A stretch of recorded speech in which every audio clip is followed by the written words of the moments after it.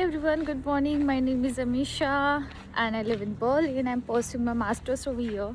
So I received many DMs asking about which course we should take. So first of all, I am not going to be the deciding factor for that.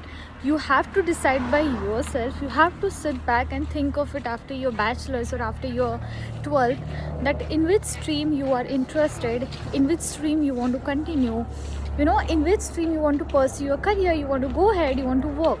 So what you have to do, you have to think in which thing you are interested. Suppose if you are interested in the nursing field, so you have to continue with that. You have to look for the colleges, you have to look for the universities which provide nursing degree and everything. And so yeah, that would be all. That would be from my side. You are going to decide for yourself. I cannot be the deciding factor because each and everyone do have different skill set. सबका अलग अलग skill set होता है. सबको अलग अलग चीज़ें होती है दिमाग में कि मुझे ये करना है. तो I don't think so. I cannot decide. Even don't let your consulting person to be the deciding factor for your course or for your studies. No, it's a big no. You have to decide by yourself what you want to study, what you want to pursue.